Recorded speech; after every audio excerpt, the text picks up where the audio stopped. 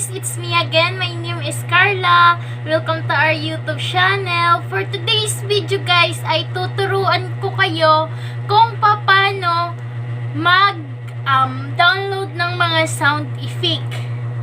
At kung interesado ka nga sa video ito, please keep in watching.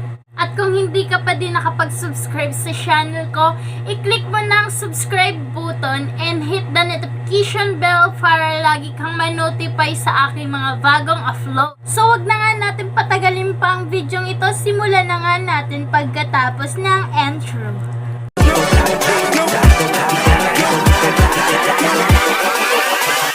Hold up. Una guys, pumunta sa ating YouTube application at i-search natin kung anong gusto nating i-download na sound effect. Example nga ako, gusto ko ng subscribe button sound effect. I-search ko lang yan, tapos pipili lang ako ng aking gusto. At kung nakapili na nga tayo, i-click na nga natin, tapos i-click nga natin yung share at i-copy link lang natin. I-like na din natin guys. At now, tapos na nga natin na copy link, pumunta tayo sa ating Chrome. At i-search nga natin ang MP4 converter.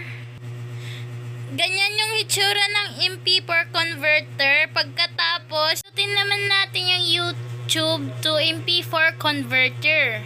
I-copy-paste nga lang natin yung kinapin natin kanina. Tapos pipili nga tayo dyan kung MP3 sound lang, kung MP4 nga ay video. Ako gusto ko video, kaya MP4. Tapos i-copy-paste nga natin yon at i-convert na nga natin. Tapos antay-antay nga lang tayo kasi naglo-loading. Ayan.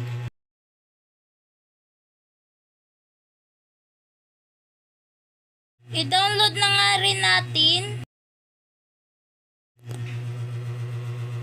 Tapos ayan, i-open na daw natin. Success na ang pag-download natin. Ayan. Subukan nga natin panoorin. So ayan, naka-download na nga. Now, pumunta na tayo sa ating gallery at i-confirm na nga natin kung na-download na nga ba yung video na dinownload natin. So ayan ang proof. Tunay ngang legit ang pag-download natin.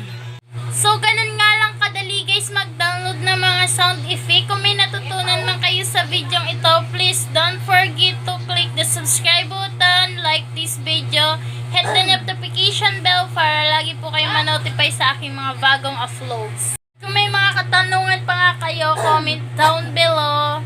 Thanks for watching guys. See you my next upload. Bye! Peace.